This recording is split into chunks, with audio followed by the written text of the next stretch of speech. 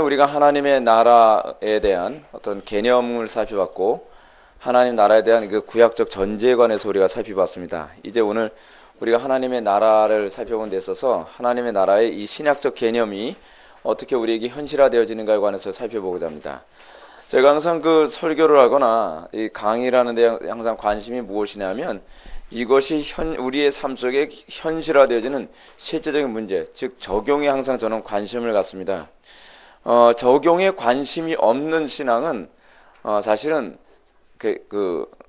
화석화된 신앙이라고 볼 수 있습니다. 오늘날 우리 기독교가 자꾸 이렇게 이성 쪽에만 이렇게 자꾸 비중이 맞춰지면서 이 복음이 우리 삶 속에 현실화되어지지 않는 문제에 관해서 구체적으로 그 원인을 찾으려고 하지 않는 게 저는 굉장히 큰 문제라고 생각합니다. 항상 어떤 신학자가 얘기했던 것처럼 모든 교리에 항상 관심은 교회에 있고, 그리고 그 교회는 항상 그 삶 속에서 하나님의 말씀을 우리의 삶에 현실화시키는 데 관심을 갖고 있습니다. 자, 그런 차원에서 우리가 하나님의 나라를 우리가 살펴보는 데 있어서 이 하나님의 나라와 관련하여 우리가 오늘 낮예배에 선포됐던 것과 좀 관련해서 한번 생각합시다. 오늘 낮예배 때 우리가 과부의 강청기도에 관한 비유를 살펴봤는데, 과부의 강청기도에서 아주 중요한 하나의 핵심이 무엇이냐면 그거는 뭐였다는 거예요? 한이 있다는 겁니다. 한. 원한이라고 이제 번역이 되어 있죠. 원한. 근데 어떤 원한이라고 했습니까? 이게 자연인들이 가지고 있는 원한과 그리스도인들이 가지고 있는 원한이 달라야 돼요. 자연인들은 뭐 때문에 원한을 품어요? 소위 열등감 때문에. 누구는 부자로 태어났는데 누구는 가난하게 태어나고, 누구는 뭐 이런데 누구는 이렇고, 나는 어떤 부모님은 그런다 그러지 않습니까? 나는 젊었을 때 내가 의사가 못된 게 한이라서 너만은 내가 이게 한이 맺혀서 의사 되게 한다. 그런 한이 아니죠. 우리 그리스도인들이 이런 한으로 살아가는 것이 아닙니다. 이건 자연인들의 사고방식입니다. 이 땅에서 우리가 예수를 믿고 난 다음에 우리에게 나타나는 원한이라고 하는 부분은 사실은 이 땅이 원래 이 땅은 누구를 위해서 창조된 거예요? 하나님의 영광만을 위해서 창조된 거 아닙니까? 근데 우리가 자연인의 시각에서는 그게 안 보여요. 당연히 내가 잘 먹고 잘 살고 성공하기 위해서 내가 태어났고 그렇게 살아간다고 생각을 하는 것이죠. 근데 우리가 구원을 받고, 여러분 구원, 소위 중생이라는 개념이 구약에서는 어떤 개념으로 이해된다 그랬죠? 안목의 변화라고 하지 않습니까? 아담과 하와가 범죄하기 이전과 이후에 뭐가 차이가 있어요? 가장 궁극적으로. 외모가 달라진 게 아니죠. 뭐가 달라져요? 안목. 해석이 달라지는 거예요. 그렇다고 한다면 우리가 다시 구원을 받고 우리가 다시 거듭나게 됐을 때 우리에게서 가장 첫 번째로 나타나는 변화는 무엇이냐면 안목이 달라지는 거예요. 근데 뭐가 달라지냐면 그 월드뷰, 소위 세상을 해석하는 해석이 달라지는 거예요.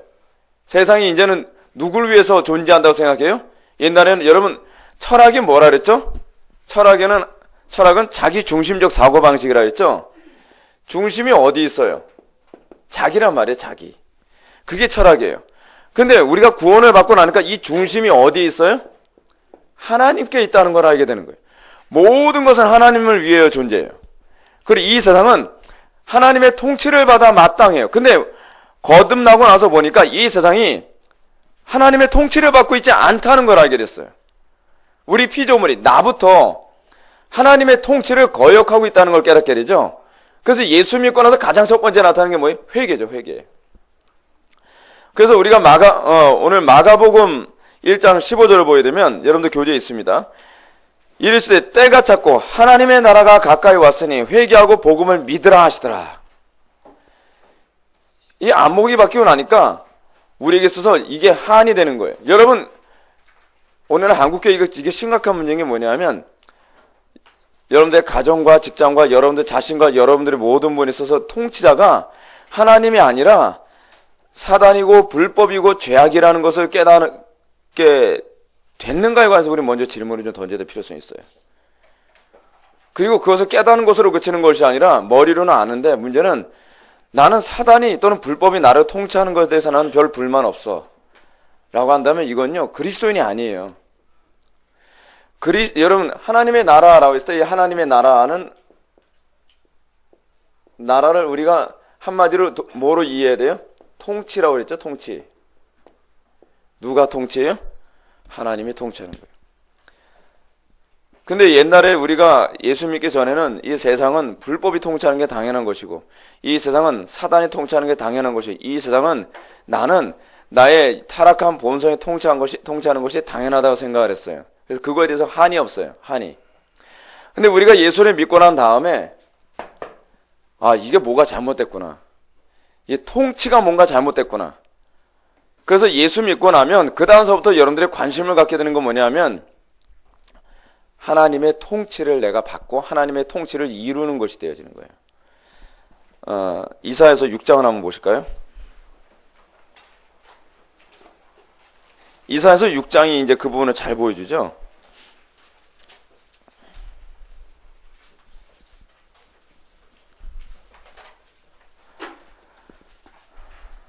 이사야서 6장은 선지자 이사야의 회심 사건을 다루고 있는 부분이거든요.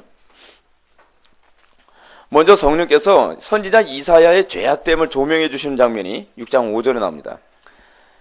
그때 내가 말하되 화로 다 나여 망하게 되었도다. 나는 입술이 부정한 사람이요 나는 입술이 부정한 백성 중에 거주하면서 만군의 여호와이신 왕을 배웠음이로다 하더라. 하나님을 뭐라고 표현하고 있어요? 왕을 배웠다.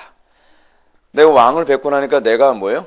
불법한 존재이고 내가 그 왕권에 저항하는 존재였다는 것을 알게 된 거예요. 그래서 제단 숯불로 그의 입술이 정결하게 나온 다음에 이런 현상이 나타납니다. 11절. 11절보다도 8절을 봅시다. 7절까지가 이제 죄가 이제 사여진 부분이 나오고요. 8절에서 내가 또 주의 목소리를 들으니, 자, 이제 그가 이제 죄의 용서를 받고 거듭나고 나니까 주의 목소리를 듣게 돼요. 주께서 이르시되 내가 누구를 보내며 누가 우리를 위하여 갈고 하시니 그때 내가 이르되 내가 여기 있나이다. 나를 보내소서 하더라. 소명감. 항상 여러분 신약에서도 보게 되면 사도 바울의 회심과 소명이 같이 간다 그랬죠. 똑같이 구약에서도 그 개념은 동일하게 나옵니다. 하나님께서 이스라엘을 출애굽시켰어요. 하나님께서 이스라엘을 출애굽시킨 이유가 뭐예요? 이제 천국 가서 잘 먹고 잘 살게 하기 위해서가 아니죠. 죄로 가득한 가나안 땅에 보내서 어떻게 해요? 그 통치를 뒤바꾸는 거예요. 더 이상 죄가 통치하지 아니하고 정의와 그리고 하나님의 통치가 그 땅에 구현되도록 이스라엘을 선택한 거예요. 그래서 사도 바울이 구원 사건을 고린도전서에서 뭐라고 얘기하냐면 군인으로 징집된 사건이라고 얘기하고 있어요. 여러분, 군인은 어떤 사람이 군인을 하죠? 애국심이 있어야 되죠. 그래서 여러분, 국가에서 가장 보수적인 사람들이 대부분 군인이라고 그래요. 왜냐하면 군인들은 항상 그 최전방에서 싸우는 사람들이기 때문에 그래요. 그리고 그들은 적의가 있어요. 적의. 그러니까 적대 국가나 적들에 대한 어떤 원수 감각이 있잖아요. 소위 원한을 품고 전쟁을 하는 거예요.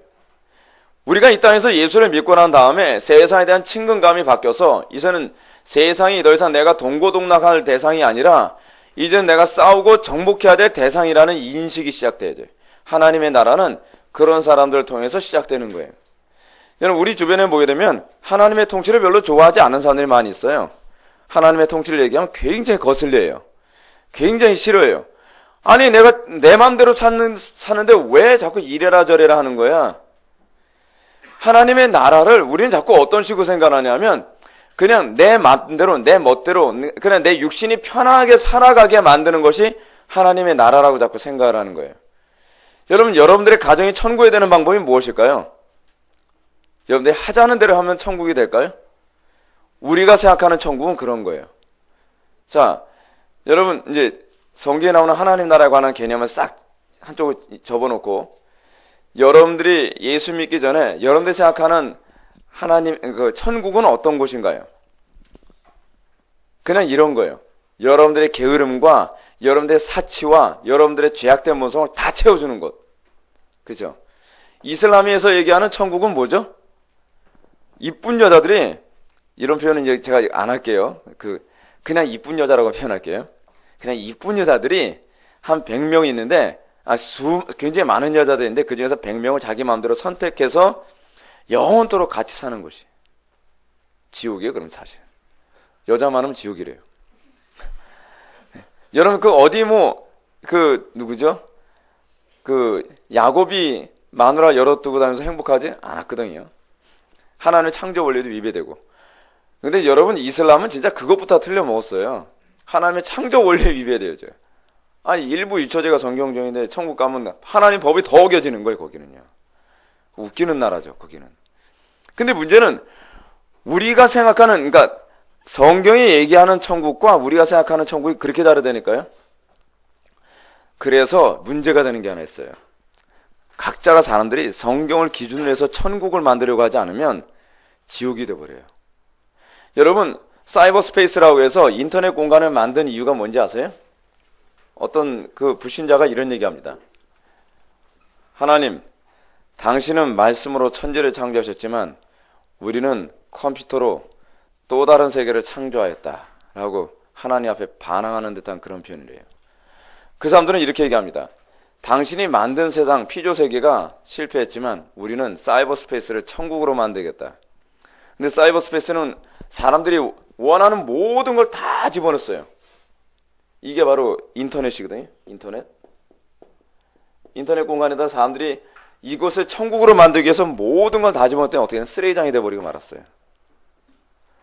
음란함의 극치, 잔인함과 모든 죄악의 발생지, 이게 돼버리고 말았어요. 여러분들이 예수를 정말 믿게 되었다고 한다면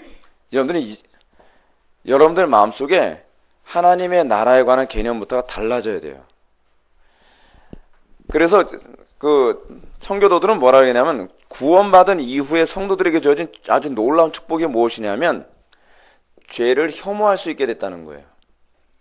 더 이상 사단의 통치를 기뻐하지 않게 돼요. 많은 사람들이 이 땅을 살아가면서 기독교에 대해서 거부감을 느끼는 이유 중에 하나가 뭐냐면, 여러분, 동성애자들은 뭐가 천국일 거라고 생각하는 거죠? 동성애자들이 많아지는 게 천국이 될 거라고 생각하는 거예요. 동성애자들의 천국. 호주에 가면 그런 곳이 있다잖아요. 어떤 권사님이 농담처럼, 목사님, 누드비치 한번 보여드릴까요? 거기는 다 그냥 옷 벗고 산대요. 거기에. 또 어느 지역 가게 되면 거기는 완전히, 거기가 이제 동성애자들의 원래 고향이라고 얘기하는 곳이거든요. 한 지역이 다 동성애자들이에요. 끔찍하죠. 근데 그게 과연 천국이겠냔 말이에요. 천국. 무엇이 천국이죠? 내 육신의 소욕대로 하고 싶은 게 천국이에요? 여러분들이 하고 싶은 대로 하면 여러분들의 가정이 천국이 될까요? 여러분들의 게으름과 여러분들의 음란함과 여러분들의 잔악함을 다 만족시켜주면 여러분들의 인생이 천국이 될까요? 아니요. 지옥이 된다는 거예요. 천국에 관한 개념은 하나님의 통치에 굴복되어지는 거예요.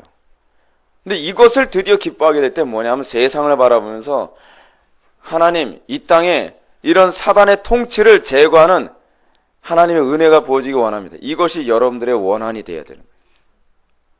여러분, 과연 오늘날 한국교회 교인들 안에서, 외국은 모르겠어요. 근데 오늘 한국교회 교인들 안에서 과연 그게 원한에 사무쳐서 항상 이것 때문에 기도하는 사람이 몇 명이나 될까요? 예수님께서 말씀하신 것처럼 또는 성경의 가르침처럼 우리는 무엇을 먹을까, 무엇을 마실까, 무엇을 입을까를 구하는 사람들이 아니에요. 이건 다 누가 구하는 거예요? 이방인들이 구하는 거예요. 이방인들은 그것만 있으면 천국이 된다고 생각하는 거예요. 근데 재밌는 게 뭐냐면 예수님이 말씀하신 그 부분이 천국론과 관련된 부분이거든요. 무엇을 먹을까, 무엇을 마실까, 무엇을 입을까. 소위 이방인들이 생각하는 낙원의 기준이에요. 많이 먹고 잘 입고 잘 살면 그것이 천국이라고 생각하는 거예요. 그게 바로 이방인들이 생각하는 천국관이라니까요. 그래서 항상 천국을 그리면 항상 어떤 식으로 구매해요?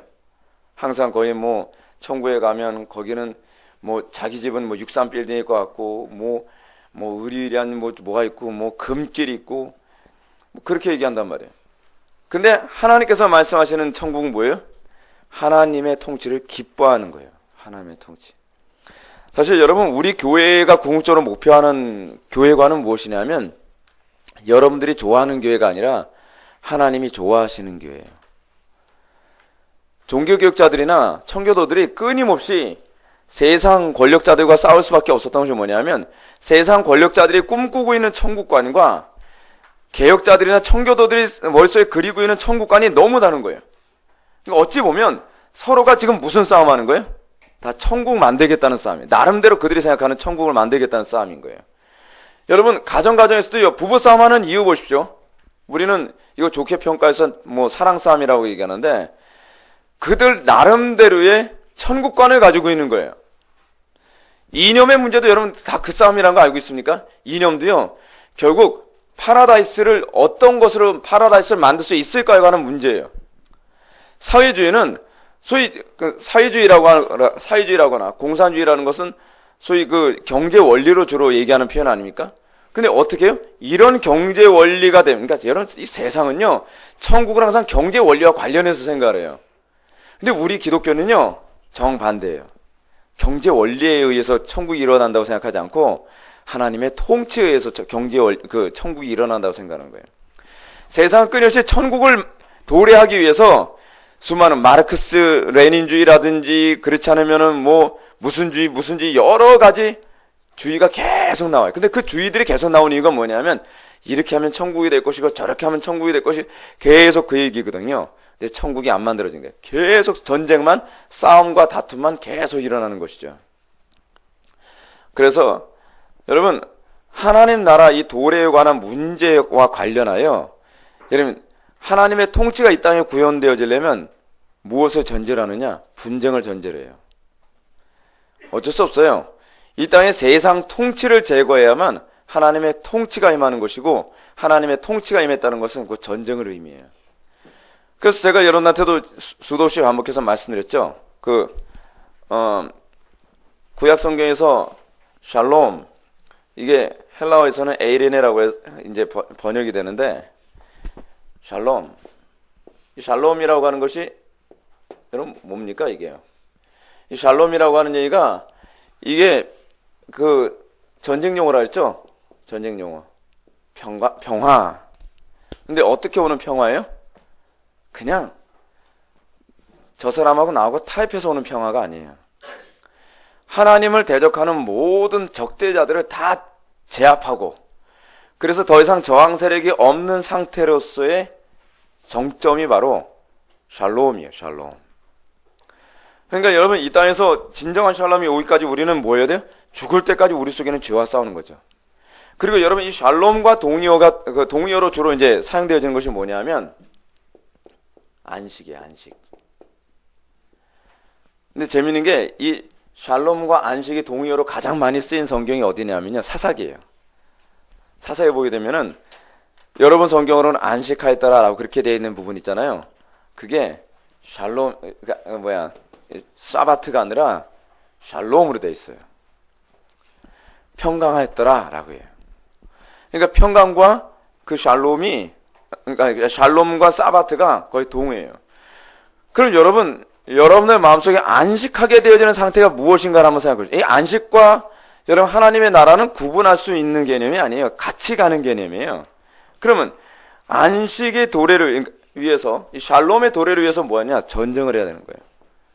어떻게 전쟁을 하죠? 이게 재밌는 게 뭐냐면 창세기 1장 1절에 보면 태초에 하나님이 천지를 창조하시니라. 그러면서 뭐예요? 혼돈하고 그리고 흑암이 있고 하나님의 신은 수면에 운행하는데 거기서 빛이 있으라 했더니 빛이 있고 그런 개념이 나오죠.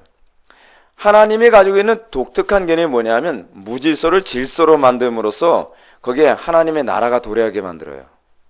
사람들은 뭘 좋아하죠? 무질서한 걸 좋아하죠? 무질서한 걸. 근데 여러분 그래서 이 안식하였더라라고 하는 이 안식에 관한 개념이 무슨 얘기냐면 하나님께서 기뻐하셨더라 그렇게 했는데 하나님께서 원하시는 대로 된 거예요. 하나님의 원대로. 하나님의 원대로 된 상태예요. 하나님의 뜻대로 된 상태예요. 자, 여러분들 마음에 평강이 없어요. 왜 우리는 평강이 없을까요? 우리는 굉장히 철학적으로 생각을 하려고 합니다. 왜 나는 기쁨이 없고 왜 평강이 없죠? 왜 내 마음속에 안식이 없죠? 그 이유는 딱 하나예요. 하나님의 뜻대로 살진 않아서 그래요. 뜻대로 되면 거기에 뭐예요? 샬롬이 오는 거예요. 뜻대로 살면 비로소 사바트가 도래하는 거예요. 사바트가.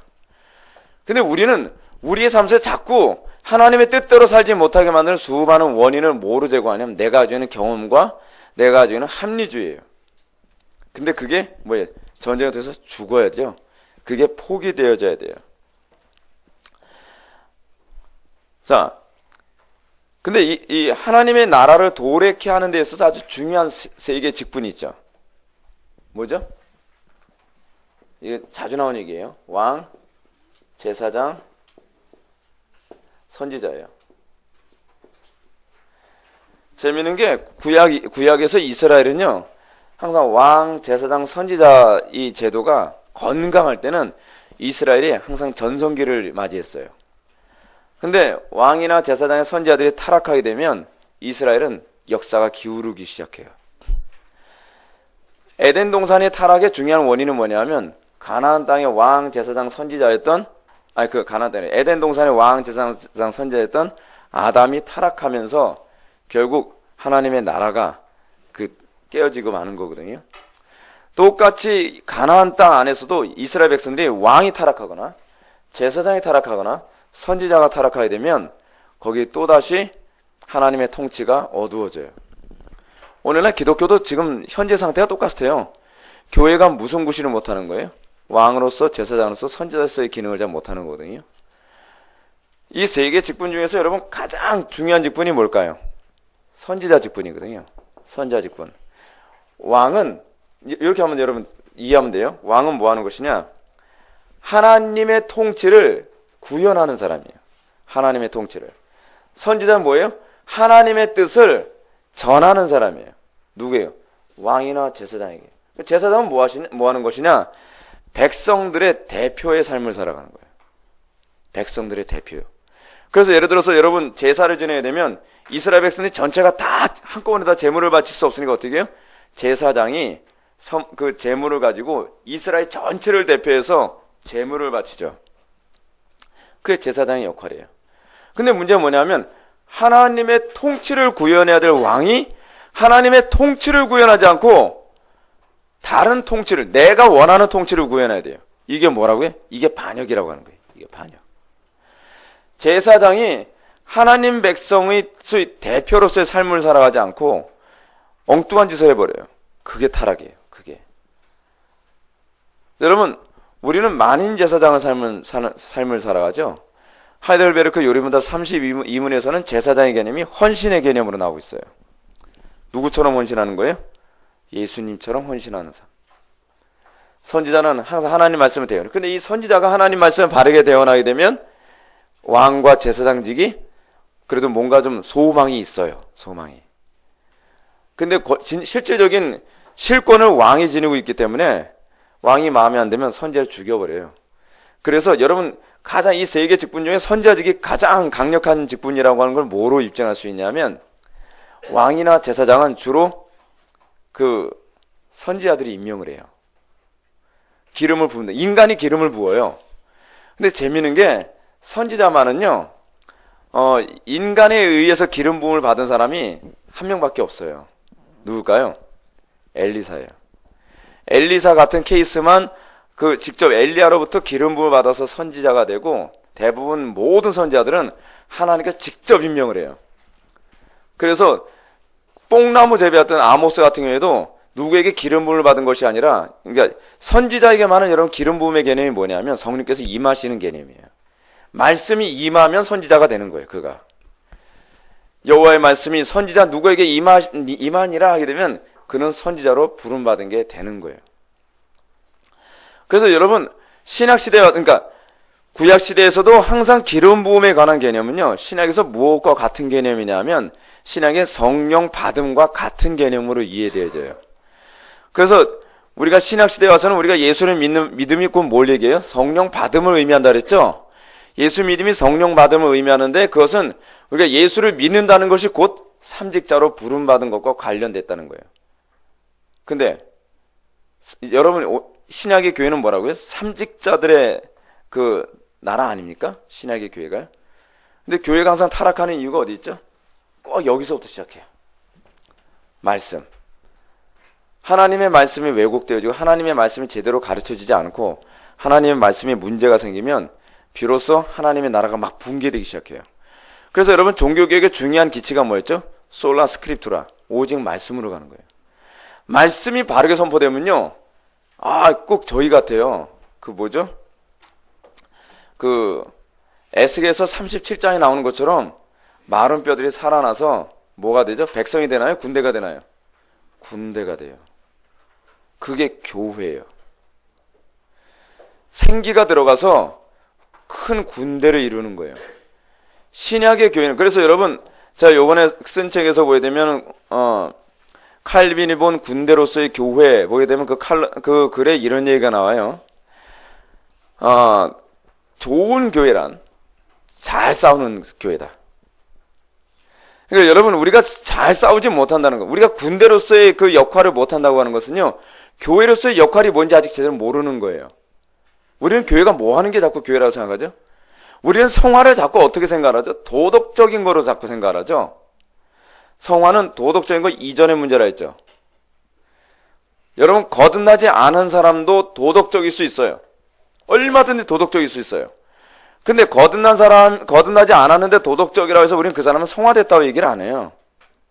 자, 요번에도 이제 어저께 부모 자녀 팀 모임을 하지 않았습니까? 부모 자녀 팀 모임을 하면서 우리들에게 이제 그런 개념을 좀 얘기했어요. 제가 이런 얘기 했습니다. 자, 사람이 죄를 지면 천국 갈 수 있을까 없을까? 그러니까 당연히 없다 그러죠. 자, 근데 우리는 천국을 어떻게 가지? 그랬더니 배운 가닥은 있으니까 믿음으로요. 조금 아까 너 죄를 지면 천국 못 간다 그랬잖아. 근데 천국을 믿음으로 간다며. 선행을 많이 해야 천국 가는 거 아니야? 그건 아니에요. 왜 아니지? 믿음으로 천국 가니까요. 그러면 행위와 믿음이 어떤 관계가 있지? 라고 하면서 이런 얘기 했어요. 최근에 우리 아이들하고 저하고 약간 관계가 안 좋았었어요. 제가 믿음에 관한 얘기를 하니까 그 믿음이 뭐냐라고 했더니 우리 두 아이가 정확하게 대답을 해줬어요. 뭐라냐? 관계요 라고. 관계거든요. 그럼 그 관계라는 관점 안에서 그러면 우리는 행위를 어떻게 이해해야 될까? 너희들이 최근에 아빠 기분을 좀 상하게 만들고 난 다음에 굉장히 아빠를 기분 좋게 해주려고 좋은 일을 많이 했지. 공부도 열심히 하고 이불도 알아서 막 개고.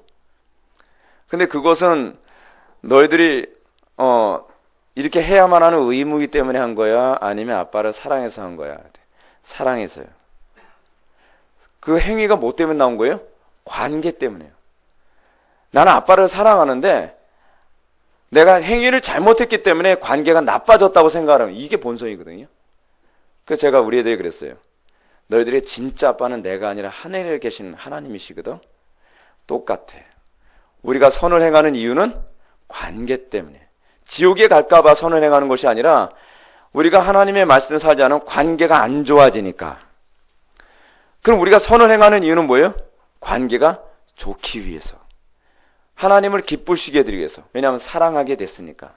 사랑하지 않을 때는 굳이 관계 신경 안 쓰거든요. 저 인간이 밥을 먹든 뭐 하든 나는 관심 없어. 왜요? 관계가 안 좋기 때문에 그런 거 아니에요?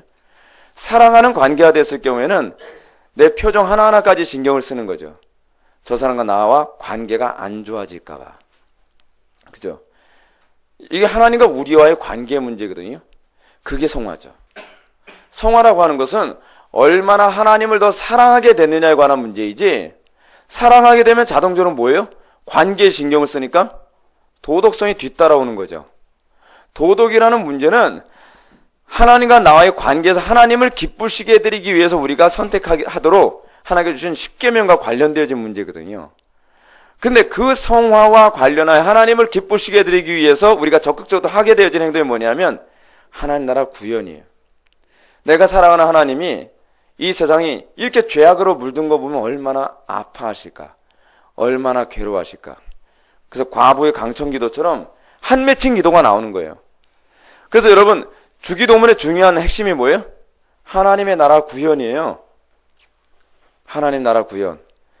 그게 그 주기도문을 딱 요약한 성경 구절이 뭐예요? 마태복음 6장 33절.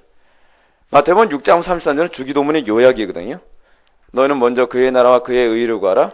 그러면 이 모든 것을 너에게 더하여 주리라. 먼저 그의 나라와 그의 의. 이게 소위 하나님과 사람과의 대신 관계로서의 기도, 주기도문에서. 그리고 일용할 양식 청원 그 이하가 이 모든 건 너에게 더하여 줌이거든요.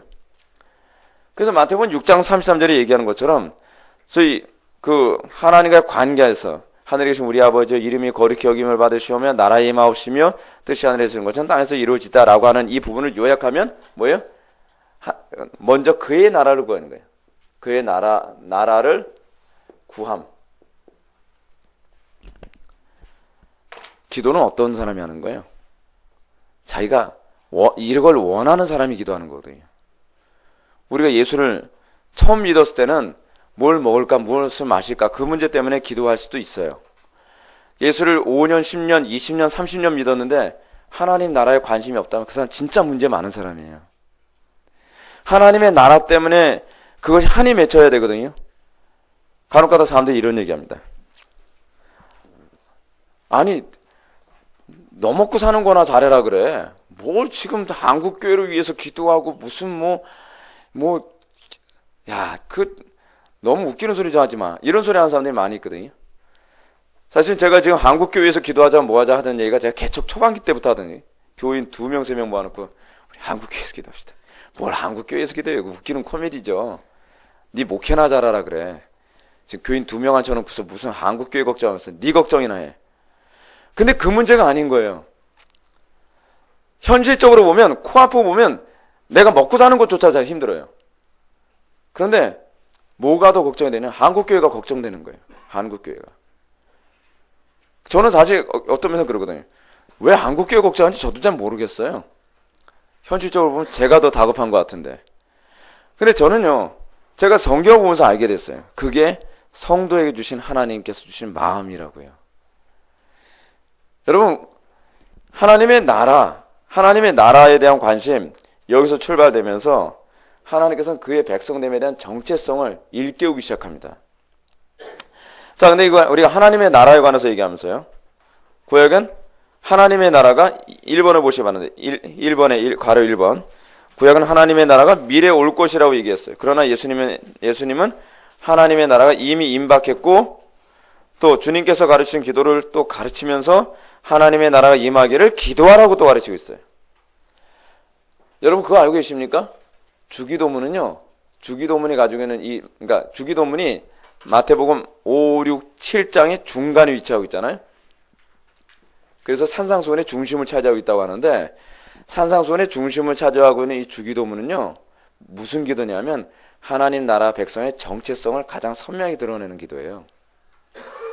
그래서 중간에 차지한 이유가 뭐냐? 그게 핵심이라고 얘기하는 거예요. 주기도문이. 하나님의 나라 백성들만 뭘 구하게 된다는 거예요? 하나님의 통치를 구한다는 거예요. 잘 봐요.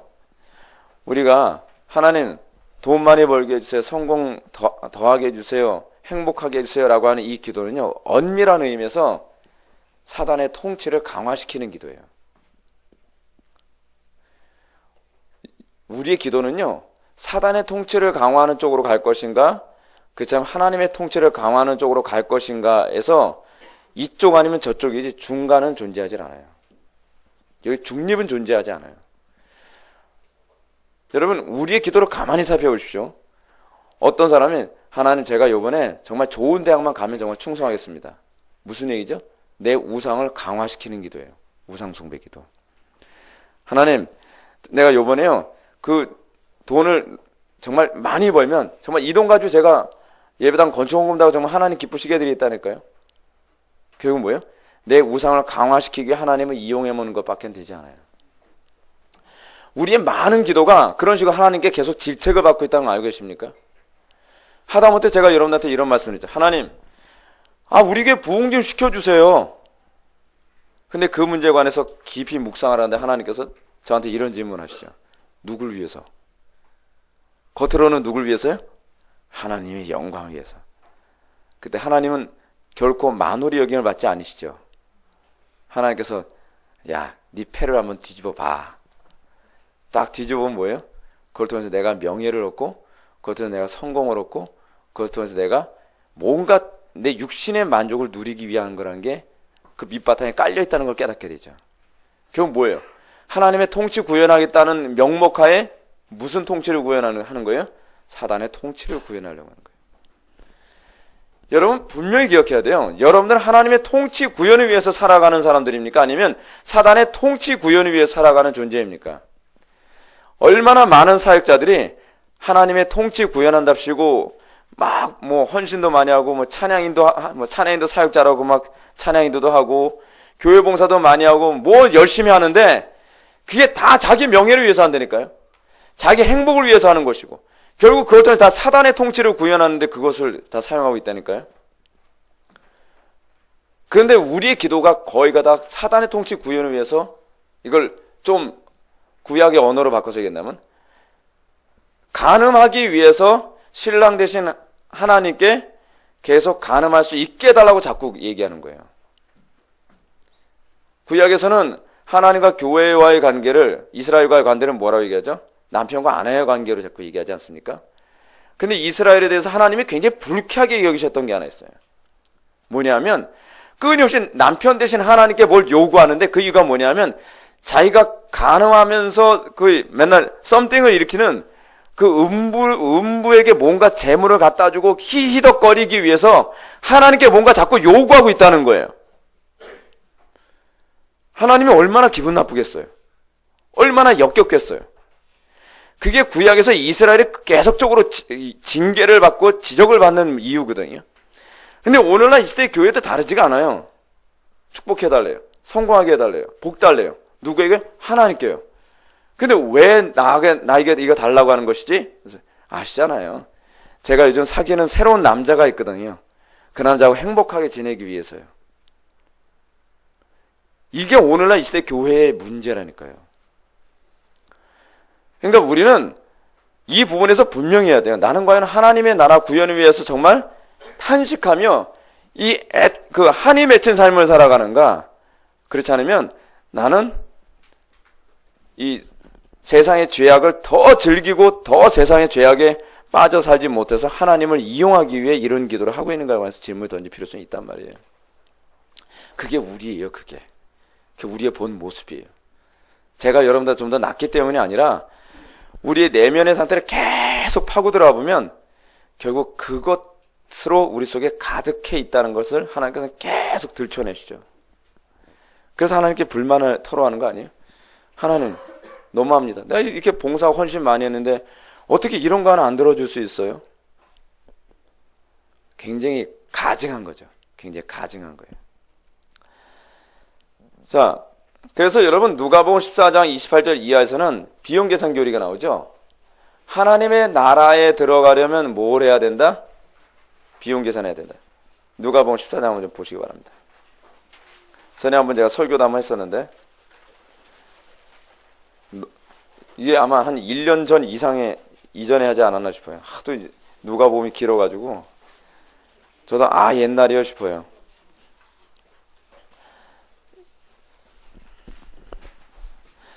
누가복음 14장 27절부터 다 읽긴 좀 너무 기니까 27절과 28절만 읽겠습니다. 26절부터 봅시다.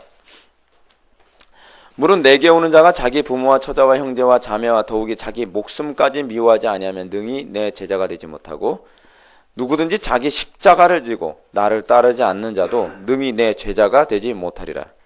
너희 중에 누가 망대를 세우고자 할진대 자기의 가진 것이 준공하기까지 족할는지 먼저 앉아 그 비용을 계산하지 아니하겠느냐. 비용 계산 교리가 이제 여기 나오는 겁니다. 청교도는 비용 계산 교리 굉장히 많이 얘기해요. 이 땅을 살아가면서 성도가 세상의 것 다 움켜쥐면서 천국 들어가는 법 없다는 겁니다. 하나님 나라 들어가기 전에 뭘 해야 돼요? 비용 계산을 해야 된다는 거예요. 비용 계산은 뭐죠? 회개에 합당한 열매를 맺는 거죠. 우리가 세상 죄악 다 내가 부귀, 명예, 성공 다 움켜쥐고 이 땅에서 천국처럼 살면서 영원한 천국에서 천국처럼 사는 거 그런 거 없습니다. 이 땅에서 우리가 이방인처럼 살고 천국에서 주인으로 살든지 이 땅에서 우리가 주인으로 살다가 영원한 천국에서, 영원한 내세에서 우리가 지옥에 같은 둘 중에 하나예요.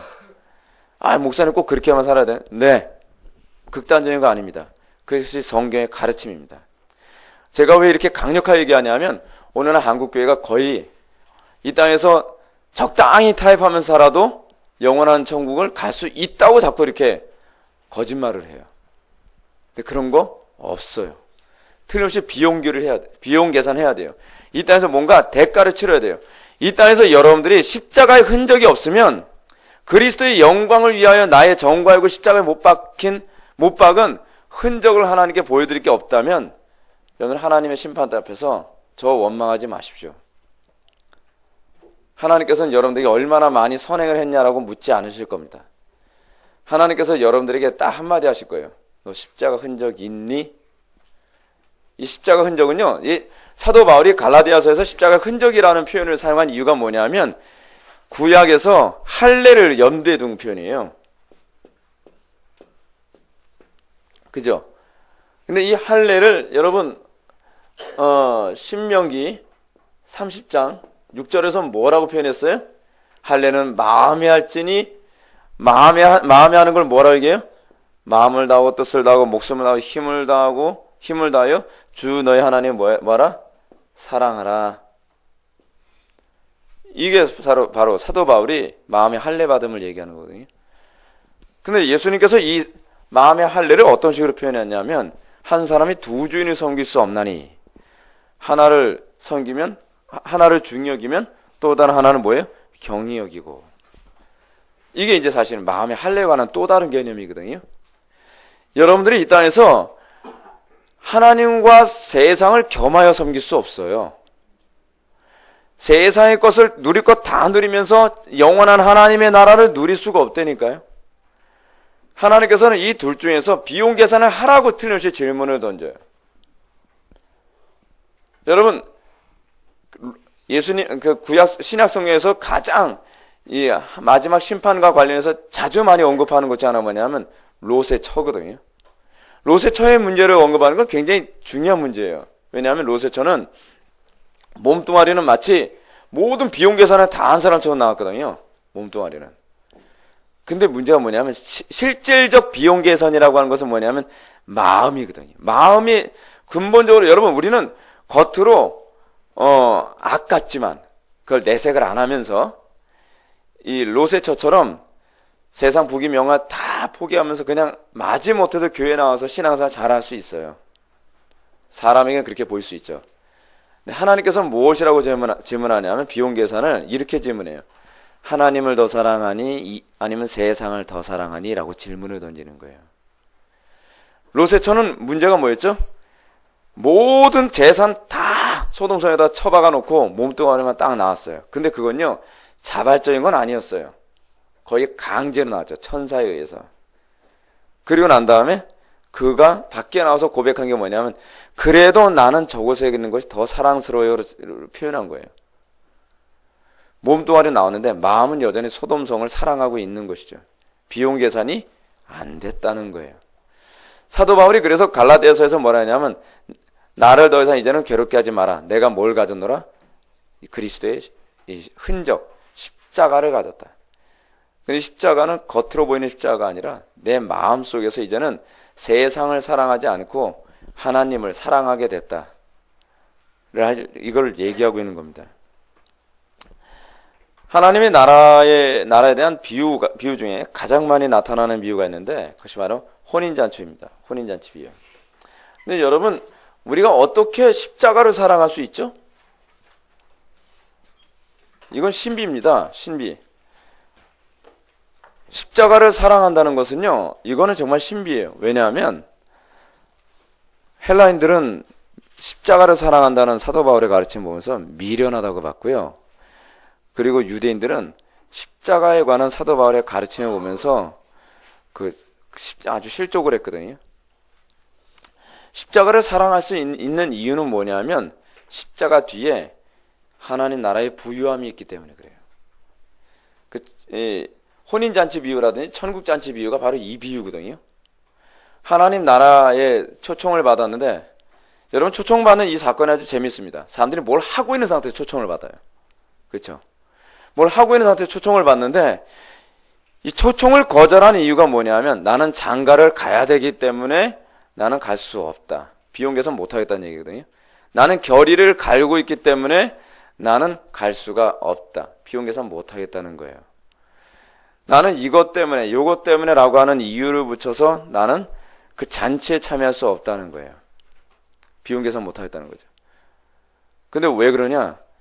그것이 별로 그렇게 좋아 보이지 않는 거예요. 십자가의 특징이 그래요. 초라해 보여요. 근데 여러분 십자가의 모습이 참 독특한 게 뭐냐면 십자가의 겉모습은 사형틀인데요. 거기서 그 사형틀에서 끝까지 주의 말씀에 순종을 하면 부활을 보장해 주는 게 십자가예요. 그 부활이 하나님 나라의 풍요를 우리에게 얘기하는 거거든요. 하나님 나라의 풍요라는 건 뭘 얘기해요? 영원한 생명이죠. 그걸 영생이라 그래요. 영생. 근데 그 영생이 뭐예요? 영원히 살아가는 거예요? 영원히 살아가는 게 아니죠. 그거를 베드로전서 1장에서 뭐라고 얘기했습니까? 신의 성품에 참여함이라고 얘기했어요. 신의 성품에 참여함.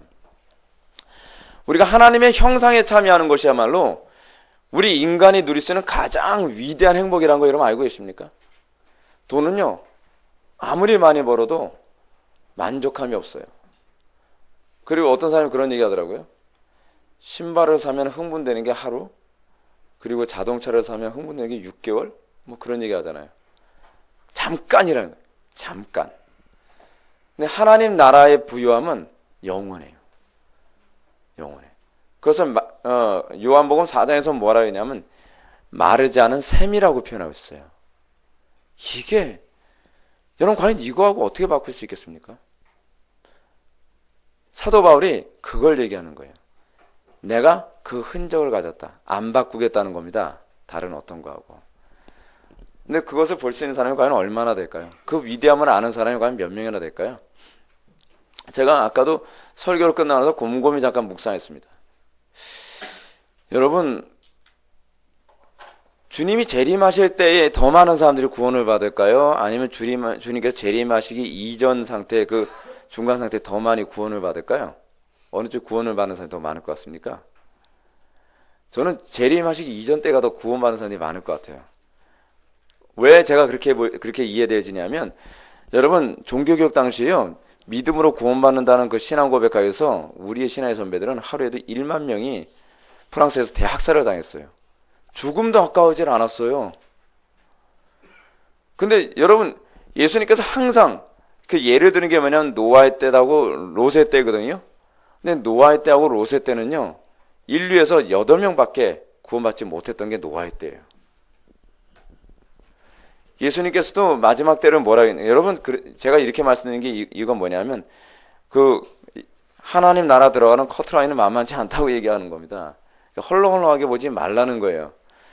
왜냐하면, 이런 강단의 역할에 관해서 로이드 존스 목사님 뭐라고 얘기하냐면, 사람들을 긴장하게 만드는 거라고 얘기하거든요. 근데, 요즘 강단은요, 사람을 느슨하게 만들어요. 어찌하든지, 그냥, 사람들 떠나가지 않게 하려고 그런지 모르겠는데, 그냥, 그렇게 믿어도 천국 가요. 네. 할렐루야 뭐 이러면서 할렐루야 아무데나 갖다 붙이죠. 여러분 천국 그렇게 들어가기 만만하지 않습니다. 존 버니의 철로역정에서도 보게 되면 천국을 좁은 문이라서 찾는 사람이 적다라고 얘기했다. 성경에 나오는 표현이죠. 근데 마치 교회만 나오면 다 천국 가는 것처럼 얘기해요. 그렇지 않아요. 여러분, 오늘 본문에서도 우리가 낮 예배 때 뭐라 했습니까? 과부의 강청비유 얘기하면서 거기서 뭘 얘기하고 있어요? 인자가 올 때 믿음을 보겠느냐라고 얘기하잖아요. 그러다 10:15에서 그 믿음을 보겠느냐 해서 소위 그런 믿음. 끝까지 원한을 가지고 하나님의 나라에만 집중하며 그것만을 구하는 믿음을 가진 사람이 몇이나 되겠냐? 몇 안 될 거라는 거예요. 긴장 바짝 하셔야 돼요. 에이, 나 하나쯤 들어가지 않겠나. 글쎄요, 저는 그렇게 생각하진 않아요. 사도 바울은 어느 정도로 긴장을 했냐면, 내가 다른 사람에게 복음을 전한 후에 내가 버림을 받을까 두려워하노라라고 얘기했어요. 근데 솔직히 얘기해서요, 저는 항상 그런 두려움이 있어요. 제가 오늘 낮예배 때 그렇게 막 우렁차게 그렇게 설교하지 않았습니까? 근데 기껏 이렇게 설교하면서 제가 버림받을까봐 두렵더라고요. 그러니까, 우리가 얼마나 여러분 이렇게 얘기하겠죠. 아니, 목사님, 우리 개혁주의 장로교에서는 한 번 구원받은 사람 육이 없지 않습니까? 그 표현이 아니죠. 하나님은요, 재밌게도 확신을 정확하게 딱 아주 선명하게 확신을 주진 않으셨어요. 왜 그랬죠? 긴장을 놓지 못하게 하겠어요. 신앙은 확신과 불확신 사이에서 항상 긴장을 하도록 하나님께서 이렇게 잔잔하게 그런 걸 항상 주세요. 그래서 이 땅에서 우리에게 주어진 확신은요, 그 용도 자체가 다르다 그랬죠. 성경에서 우리에게 주는 확신은 뭘 얘기하는, 무슨 확신이에요? 세상을 이기도록 만드는 확신이지 느슨함과 안일함에 빠질 수 있는 여지를 주는 확신이 아니란 말이에요. 그래서 날마다 저도 게을러지고 싶고 느슨해지고 싶고 나태하게 신앙생활을 하고 싶어도 억지로 쳐서 복종시키면서 하고 싶은 것도 안 하려고 애를 쓰는 이유가 뭐냐면 사도 바울의 그 말씀이 자꾸 뇌를 치는 거예요. 얼렁뚱땅 나는 들어가겠다라고 생각하지 마십시오. 하나님 나라 그렇게 만만하게 곳이라고 기록한 부분이 한 군데도 없어요. 한 군데도요. 그래서 제가 여러분들을 많이 들들 볶는 거예요. 이거는 그냥 그렇게 믿어주세요. 제가 여러분들 사랑해서 그런 거라고. 네. 하나님 나라의 독특성 보시겠습니다. 하나님의 나라는 미래에 임박할 실제의 나라이다. 근데 이 표현이요, 저는 이렇게 쓰는 게 더 나을 것 같아요. 하나님의 나라는 미래에 임박할 실제의 나라이면서 현재 시작된 실제의 나라라고 여러분들에게 말씀드리고 싶어요. 여러분, 하나님은 참 묘하셔서 우리에게 무조건 믿음만 강요하시는 분이 아니십니다. 여러분들, 하나님께 우리에게 확신해 주실 때 분명한 항상 증거라는 걸 주시거든요. 증거, 표징, 뭐 그런 거 있잖아요. 그죠? 그게 구약에서 계속 반복돼서 나오는 거예요. 하나님께서 아브라함에게 더 이상 내가 홍수를 내리지 않을게. 그냥 믿어. 내가 얘기했으니까 믿어. 그러지 않고 하나님께서 뭐라 그러시죠? 표징을 주세요. 어떤 표징을 주시죠? 무지개라고 하는 표징을 주시죠. 하나님은요, 그렇게 근거도 없이 무대포식으로 우리에게 믿음을 강요하시는 분이 아니에요. 똑같이 하나님의 나라를 영원한 천국이 있다고 무조건 믿어라고 하는 것이 아니라 하나님께서는 영원한 천국을 지금 맛보도록 하셨어요. 그래서 그 세계가 실제 세계이고 실체가 있다는 것을 우리에게 지금 알게 하셨어요. 고린도후서 5장 5절 보시겠습니다. 고린도후서 5장 5절 말씀.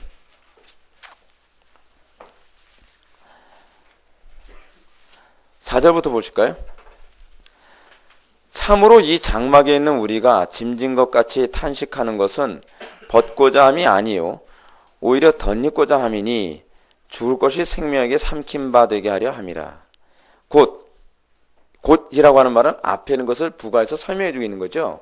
곧 이것을 우리에게 이루게 하시고 보증으로 성령을 우리에게 주신 이는 하나님이시니라. 사망이 죽을 것이 생명에게 삼킨 바 된, 이게 피상적인 얘기가 아니라는 거예요. 이거를 실제로 우리가 이 땅에서 맛보도록 하셨어요. 완전 퍼펙트하게 다 맛보는 건 아니고 부분적으로 맛보면서 어떻게 완전한 것의 도래에 대해서 기대하도록 하셨다는 얘기예요. 그거로 뭐 주셨어요? 보증으로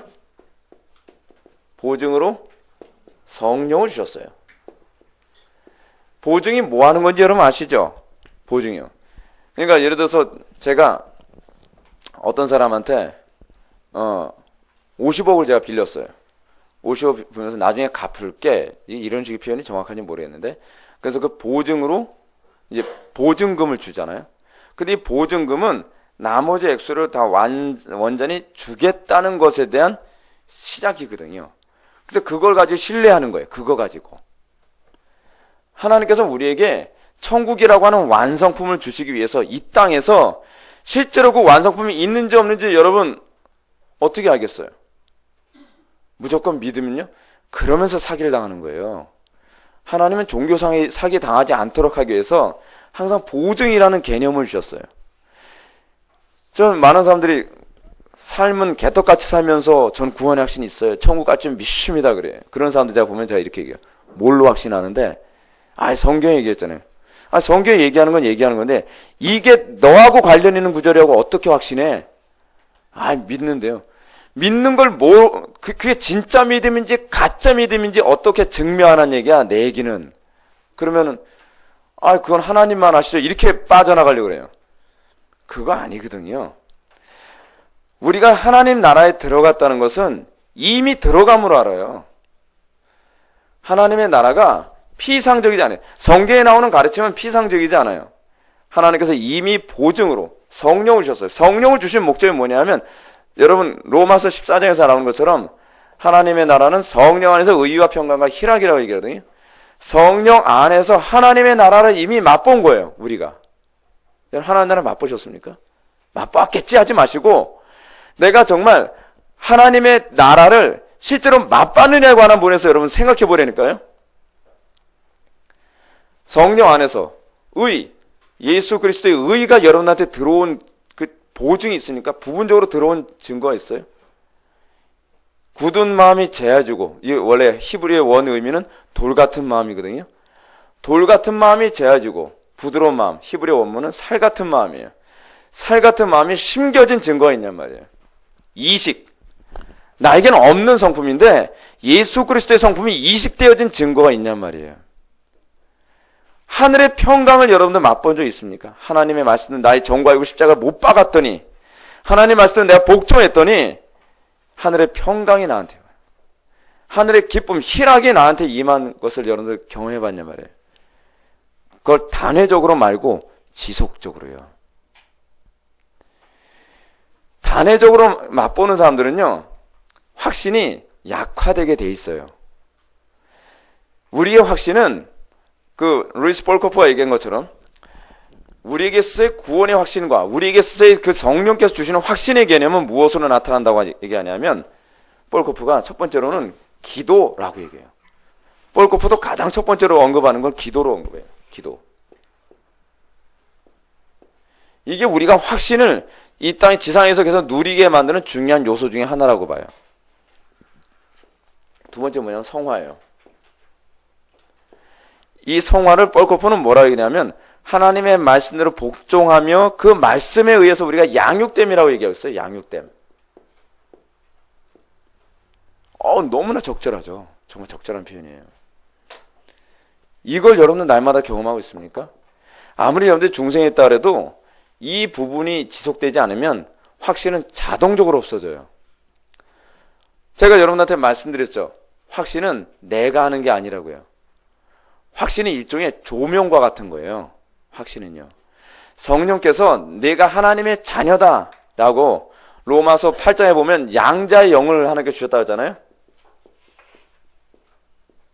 양자의 영을 주셔서 이게 성령의 인침을 얘기하는데, 아바 아버지라 부르짖느니라. 이건 성령 충만할 때나 이 양자의 영이 내 속에서 내가 하나님의 양자로 내가 세워졌다고 하는 것을 확신하게 되는 거거든요. 아바 아버지라 부르짖게 되는 거야. 근데 내가 죄악 가운데 살고 하나님과 관계가 안 좋으면 확신을 못 해야죠. 확신을 못하면 이제 어디로 가요? 자동적으로? 불확신으로 가죠. 불확신. 근데 이 불확신도 누구의 역사라고요? 성령의 역사예요. 왜냐하면 이 불확신은 우리로 하여금 자꾸 어디로 가게 만드냐? 다시 기도와 성화의 삶으로 우리를 다시 이끌어가요. 아주 묘해요. 그래서 여러분 그러잖아요.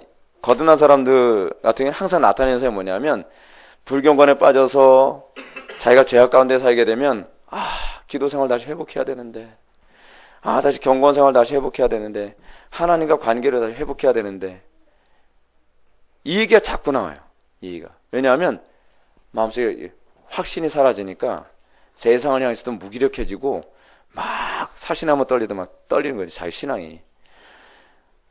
다시 기도 생활을 다시 회복하고 이 성화의 삶, 즉 하나님의 성령에 의해서 나의 삶이 양육되는 것을 다시 경험하게 되면은, 그러면서 내 믿음이 어떻게 다시 확신을 갖고 강화되는 거예요. 그래서 하나님의 나라는 이미 도래한 실제적인 나라예요. 그런데 하나님의 나라의 실제성을 날마다 맛보고 그걸 누릴 수 있었으면 좋겠어요. 그래서 already not yet. 이미 하나님의 나라는 도래한 실제의 나라이면서 not yet. 아직은 그 완성되지 않은 실제적 나라다. 그래서 이 하나님의 나라를 미리 앞당겨서 경험했기 때문에 초대교회 성도들에게 나왔던 신앙 고백이 있었어요. 마라나타요. 주 예수에 어서 오시옵소서. 여러분, 이게 사실 과부의, 그러니까 한 맺힌 기도의 개념 아니겠습니까? 이 땅에서 하나님의 말씀대로 살아가고, 이 땅에 하나님의 나라 구현을 위해서 가정에서 핍박을 받고, 직장에서 핍박을 받고, 사회에서 핍박을 받아요. 하나님 나라 구현을 위해서 살지 않은 사람들은 이런 한 맺힌 기도가 나올 이유가 없고요. 여러분, 과거 우리 한국 초대교회 때 이런 애들이 있었다 그러잖아요. 애들 전도를 딱 해오면, 요즘은 그런 애들이 있는지 모르겠어요. 초등학생 한 2, 3학년 된 애 전도를 했어요. 복음을 전했어요. 예수님을 믿게 된 거예요. 예수님 믿고 나니까 어떻게 해요? 이제는 나는 애들은 또 더 순수하잖아요. 나는 이제는 하나님을 배신할 수 없어요. 나를 위해서 십자가에 못 박혀 돌아가신 예수님 어떻게 배신하나요? 뭐 그러면서 애가 집에 와서 두드려 맞더라도 계속 교회를 다니는 거예요. 그러면서 매 맞으면서도 부모님한테 예수 믿어야 된다 얘기를 해요. 그럼 보세요. 그런 애가 과연 기도를 어떻게 할까요? 우리 집 잘 살게 해달라고 기도할까요? 하나님 나라 구현을 위해서 기도하지 않겠어요? 한 맺힌 기도가 나오지 않겠어요? 부모가 이렇게 보는 앞에서 성경 찢어가지고 옛날에는 아궁이라는 데가 있었거든요. 우리 집도 아궁이가 있는 집에 살았댔어요. 그래서 아궁이 잘못되면 큰일 납니다. 여러분, 이게 잠깐 한쪽으로 좀 나간 얘기인데, 옛날에 아궁이 떼면서 살아보신 분들 아시죠? 그 기술적으로 잘못되면 이런 현상이 나타나요. 네모난 방이 있지 않습니까? 아궁이를 이쪽에다 떼요. 그러면 불을 확 떼고 나면 장판이 막 눌어서 타요. 그러면 밤에 잘 때는 사람들이 다 벽에 붙어서 자요. 뜨겁고 더우니까. 그리고 새벽에 일어나면 다 여기 붙어서 자요. 추우니까. 옛날에 아궁이 뗄 때는 이런 게 있었어요. 근데 하여간 이런 아궁이에다가 성경책 다 태워버려요. 애가 한이 맺히겠죠. 어떤 한이요? 하나님의 나라가 우리 가정에도 속히 임하게 해달라고요. 초대교회가 왜 무서운지 아십니까? 그들은 애들도 이렇게 기도했어요. 의로 인한 핍박을 받으니까 하나님의 나라가 속히 임하도록 하는 과부의 강청기도 같은 기도를 애들도 했다니까요. 근데 오늘날은 어때요, 사람들이? 대표한 거예요. 내 영혼 평안해. 그 영혼이 어떤 영혼인지 모르겠는데 심각한 거예요. 마라나타? 주 예수여 어서 가시옵소서죠. 예. 이 땅 삶이 너무 좋은데 주님 빨리 오시면 안 돼요. 제가 지금 공부하고 노력해가지고 제가 달성한 게 얼마인데 이제야 내가 이 자리에 올라서는데 주님 지금 오시면 어떻게 해요? 여러분, 과연 오늘날 한국교회 신앙이 이거 심각한 거 아니겠습니까? 우린 뭐 때문에 사는 거죠? 세상의 성공과 출세 때문에 살아가는 겁니까? 아니에요. 딱 하나예요. 하나님 나라 경작자예요. 하나님 나라 경작자. 이 땅에 하나님 나라를 구현하도록 부름받은 거예요. 그걸 위해서는 직장을 다니는 것이고, 그것을 위해서는 공부를 하는 것이고, 그것 때문에 가정을 갖는 것이고, 그것 때문에 하다못해 밥도 그것 때문에 먹는 거예요. 제가 한 소리가 아니죠. 사도 바울이 한 소리예요. 먹든지 마시든지 무엇을 하든지 하나님의 영광을 위하여 하라. 사도 바울이 구원받고 나서 보니까 그게 보이기 시작하는 거예요. 아, 나의 먹는 것조차도 하나님의 영광을 위해서 하는 거구나. 그래서 하나님의 백성들 어떻게 해요? 하나님 영광에서 먹기 때문에 먹는 것도 절제하게 되는 거예요. 이걸 먹어서 내가 건강이 안 좋으면 하나님 일하는데 지장이 있으니까 이런 것도 절제하고. 그래서 그리스도인들에게는 절제라고 하는 열매가 따라다닐 수밖에 없어요. 다 같이 연결되어 있는 개념이죠.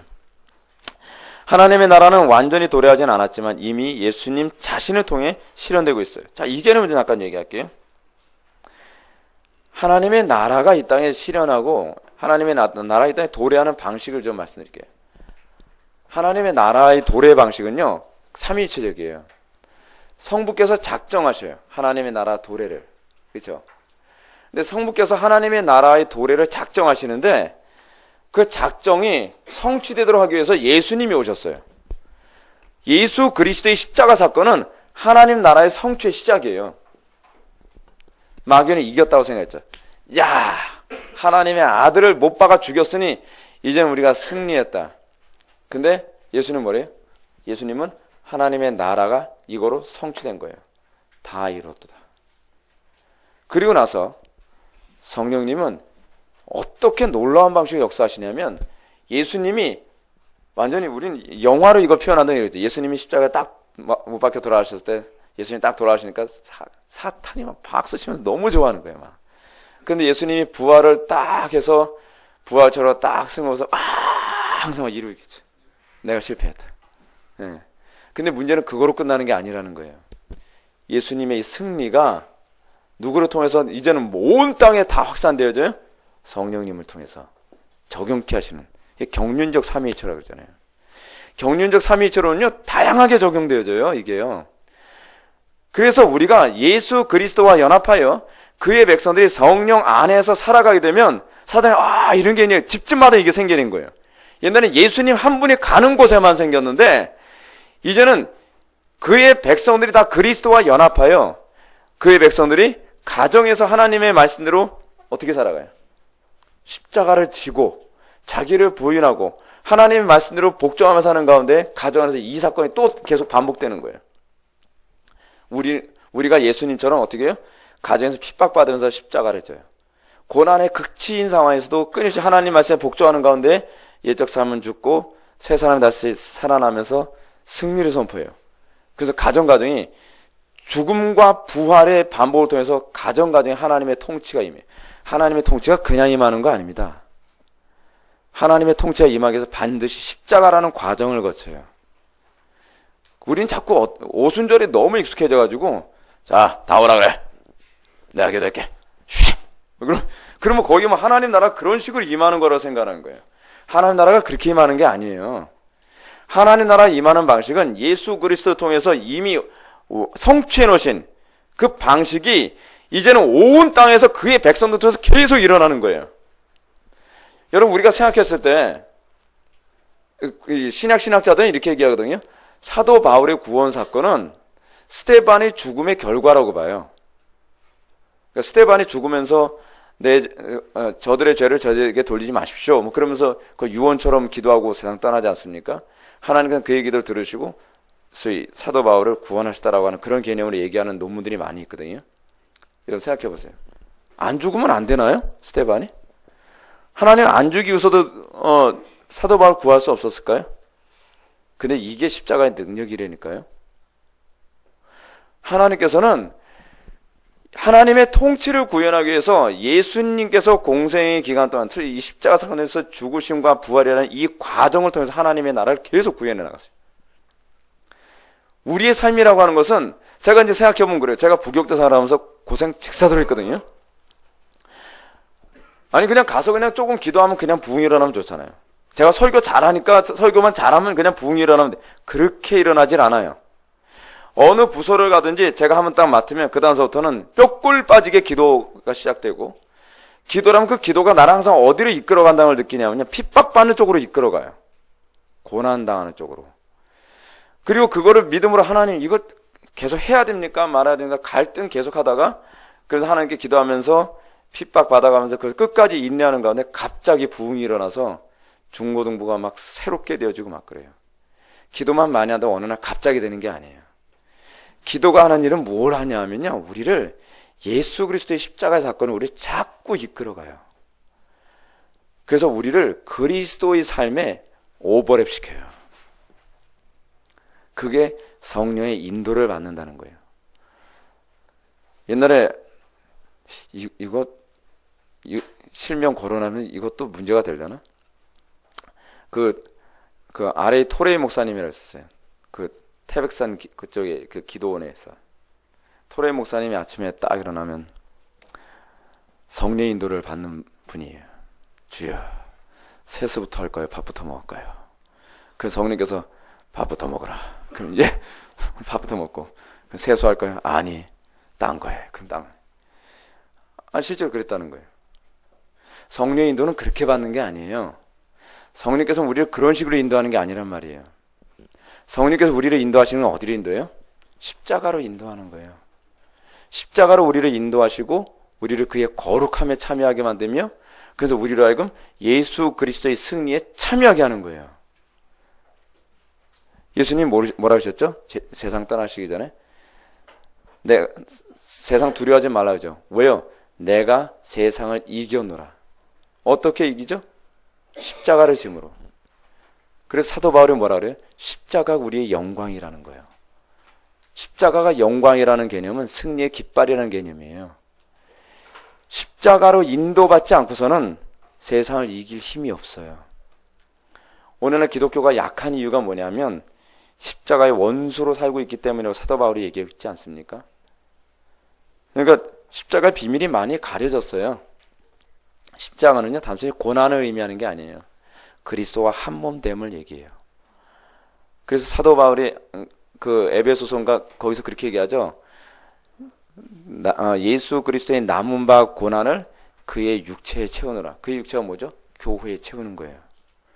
그걸 통해서 어떻게 해요? 하나님의 역사가 완성으로 달려가는 거예요.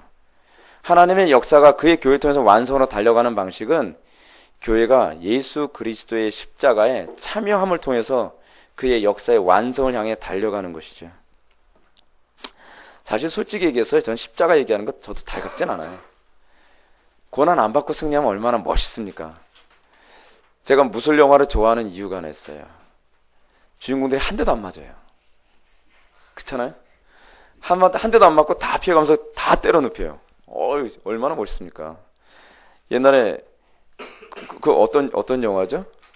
그 영춘권 그 영화 연문을 보게 되면 연문에서 보면 그 영춘권의 고수가요.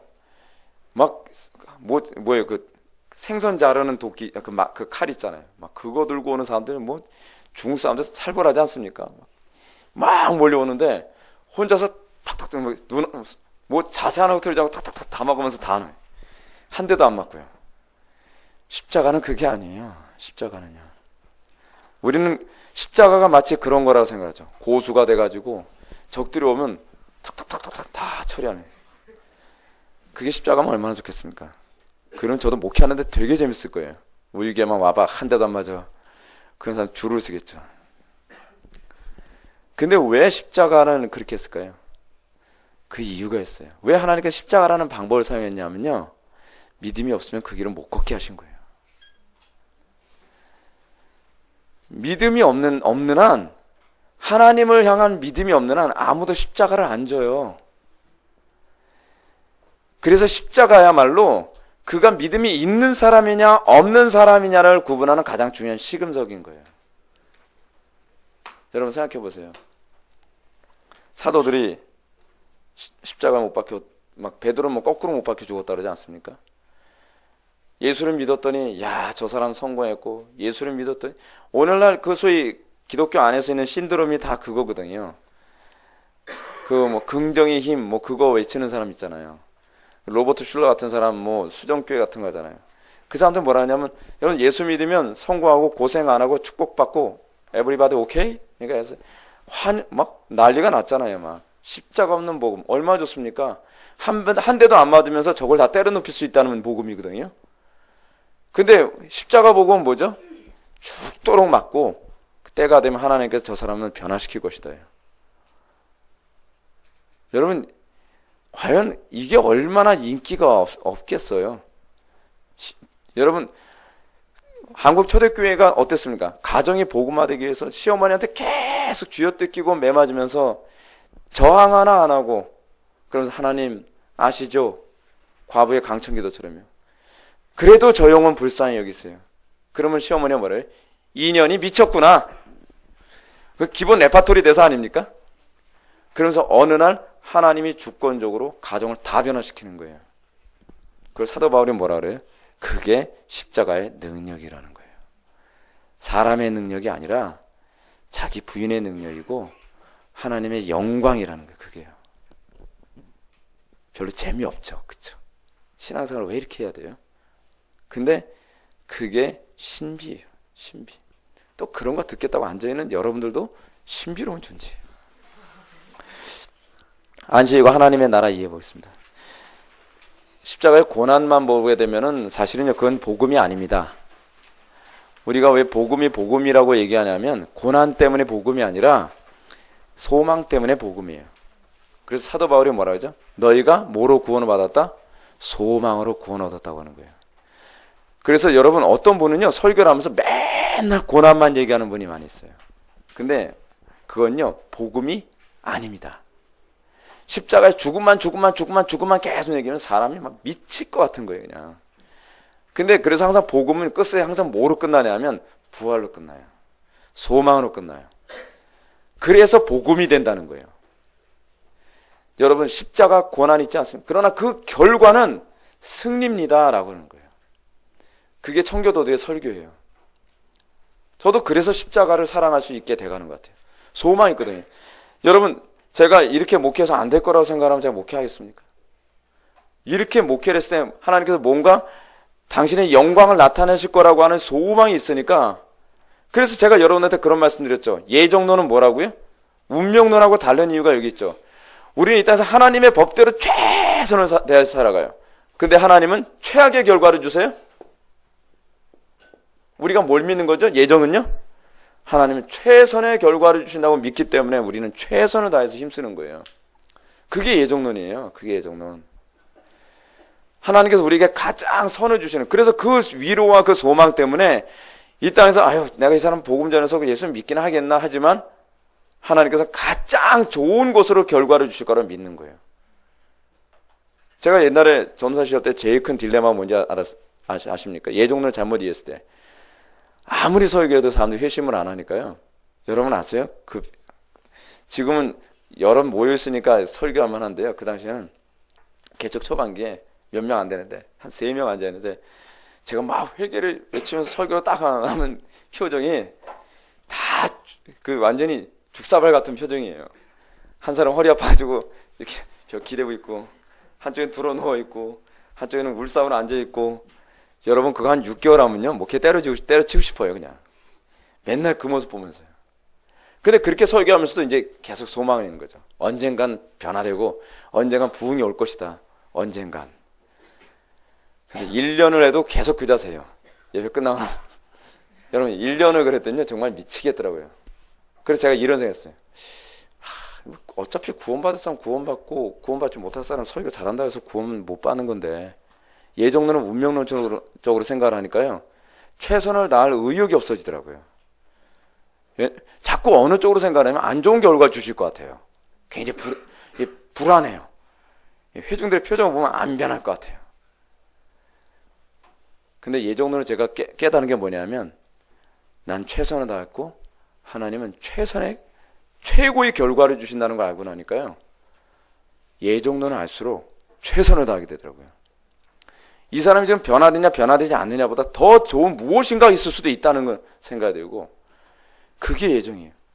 어떤 예정? 그냥 예정이 아니에요, 여러분. 선하신 예정이에요. 우리는 자꾸 무인격적인 예정을 생각을 하니까 문제가 되는데, 선하신 예정이라고 생각하면요 거기에 인격이 담겨진 예정이라고 생각하면 사고가 달라져요. 생각이 완전히 달라져요. 여러분들은 쉽게 듣죠? 전 이거 깨닫는 10년 걸렸어요.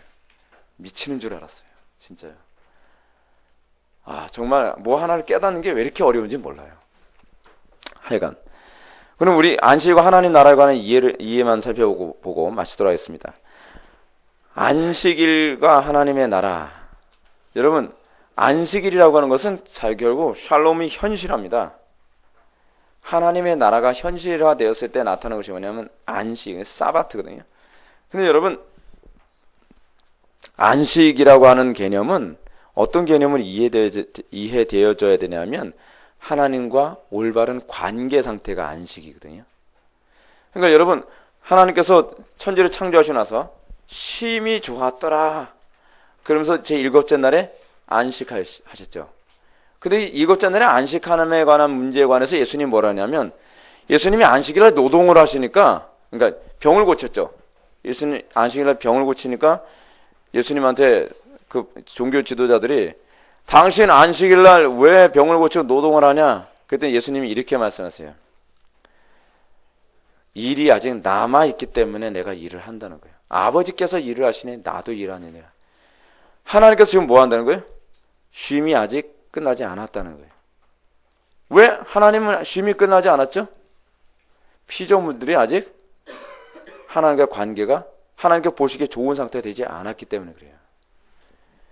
안식에 관한 개념은 결국 무엇이냐면 하나님께서 피조물들이 할 일이 없는 상태예요. 뭐죠? 관계가 좋은 것이죠. 관계가. 여러분들 삶 가운데, 여러분들 가정에, 여러분들 직장에, 여러분들 캠퍼스, 여러분들 이 나라에 왜 우리는 안식이 없죠? 관계 문제예요, 결국.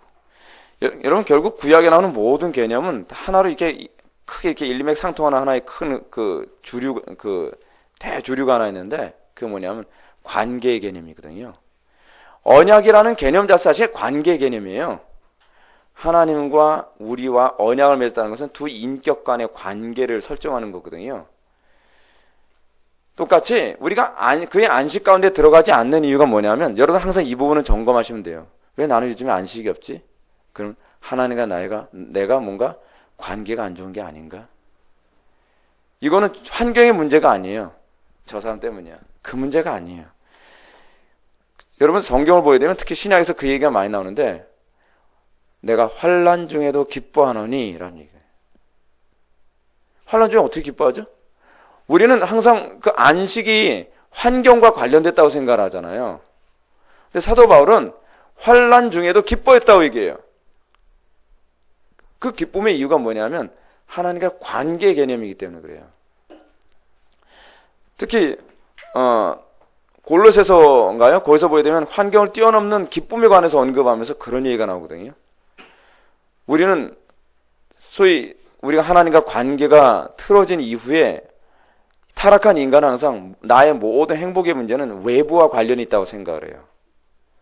돈과 관련이 있고, 그리고 인간관계와 관련이 있고, 성공과 관련이 있고, 뭐 이런 물리적인 것을 내 안식의 중요한 원인으로 생각을 해요. 근데 구원을 받고 난 이후에 우리가 성경을 살펴보면 성경이 우리들에게 얘기하는 모든 안식 없음의 문제는 물리적인 우리의 주변에 관한 문제가 아니라 창조주와 나와의 관계 문제라고 얘기하고 있어요. 나하고 관계가 안 좋은 사람이 있어도 하나님과 나와의 관계가 좋으면 그 관계 안에서도 안식할 수 있다는 거예요. 계속 속썩이는 사람이 있어요. 여러분, 우리 주변에서는 그런 사람 볼 수 없지만 우리는 그 교회에서 안에서 그런 사람 볼 수가 있거든요. 근데 대표적인 예 중에 하나 이제 요한 웨슬리 같은 사람인데, 제가 그랬죠. 요한 웨슬리의 와이프는 악처 중에 악처, 베스트 2라 그랬잖아요. 베스트 1이 누구요? 소크라테스 악처. 베스트 2 누구요? 요한 웨슬리 악처. 요한 웨슬리의 그 와이프는요, 약간 정신 이상이 좀 있었고 의부증이 좀 심했었다 그래요. 그래서 제가 웨슬리 총설이 있는데 웨슬리 총설에 그 장면이 나오고 있어요. 야, 과연 이게 사람으로서 가능할까 싶더라고요. 근데 웨슬리가 외부에 가서 딱 설교하고 말 타고 딱 돌아왔는데 와이프가 나서 어머 여보 당신 수고했어요. 그래서 안아주는 게 아니라 당신 어떤 여자하고 또 바람 피다가 왔어? 그러면서 그 자리에서 막 머리끄댕이 잡아뜯고 따귀를 때리고 막. 근데 그 주변에 있는 사람들이 그 사건을 보면서 그렇게 기록을 했어요. 그러는 가운데서 저 거룩한 사람의 얼굴에서는 평안이 사라지지 않았다. 이게 가능할까요? 그 아내가요, 얼마나 좀 문제가 많은 여자였냐면, 그 편지까지 위조를 했어요. 봐, 내가 이 편지 보니까 당신 바람핀 증거 이거 아니야. 그러면 우리는 어떻게 표현하죠? 한국식 표현은 미치고 바짝 뛰겠네. 그런 거 아니에요? 근데 웨슬리 목사님은 그 가운데서도 얼굴에 평강이 사라지지 않았다는 거예요. 신앙이라는 게 뭘 얘기하는 거예요? 저에겐 기대하지 마십시오. 그냥 그분이 그랬다는 얘기예요. 근데 그게 뭘 얘기하는 거예요? 신앙이라는 거예요? 하나님과의 관계 문제는 거예요. 안식에 관한 문제는, 그래서 우리의 신앙의 선배들은 이 화염 속에서 순교를 다하는 가운데서 그들은 얼굴에 평안이 사라지지 않았다 그래요. 그리고 이 콜로세움에서 이 사자들에게 물어뜯기는 그 가운데서도 그 네로 황제가 굉장히 깜짝 놀랐다 그러잖아요. 그리스도인들을 사자들이 다 뜯어 먹어버렸는데 얼굴을 보면, 그 시체를 치울 때 얼굴을 보면 다 평안한 모습으로 죽었더라는 거예요. 어떻게 이게 가능할 수 있냐. 어떤 영화에서는 그런 장면이 나왔던 것 같아요. 네로가 한 명씩 얼굴을 다 쳐다보는 거예요. 그래서 자기가 막 너무 깜짝 놀라가지고 이 네로의 그 가벼운 그 표정으로, 아니 이거 그런 거 있잖아요.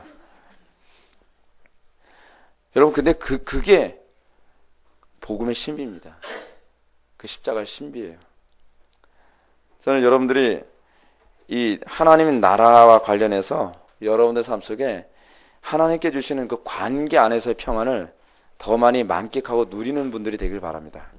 하나님의 나라를 자꾸 이론적으로 그 지식적으로만 우리가 알려고 하지 마시고 하나님의 나라가 실제적으로 내 삶 속에 안식이라는 방식으로, 평강이라는 방식으로, 기쁨이라는 방식으로 항상 일어나기를 항상 소망하시기 바랍니다. 그러기 위해서는 항상 거룩한 삶이 초점을 맞춰야 되고 항상 기도에 힘써야만 합니다. 이것이 우리가 이 땅을 살아가는 중요한 요소인 걸 믿으시기 바랍니다. 기도하시겠습니다. 사랑이 많으신 하나님 아버지, 우리가 하나님의 나라 두 번째 시간을 살펴보았습니다. 하나님의 나라 안에서 얻는 그 의와 평강과 희락을 우리가 날마다 누리기 원합니다. 하나님과 그 올바른 관계와 그 통치 안에서 우리가 만족하고 기뻐할 수 있기를 원합니다. 우리가 십자가의 비밀을 알게 하여 주시고 그 십자가 안에서 우리가 기뻐하며 안식하며 세상을 이길 힘을 얻는 그런 역사를 날마다 누릴 수 있게 하여 주옵소서. 예수님의 거룩하신 이름으로 기도하옵나이다.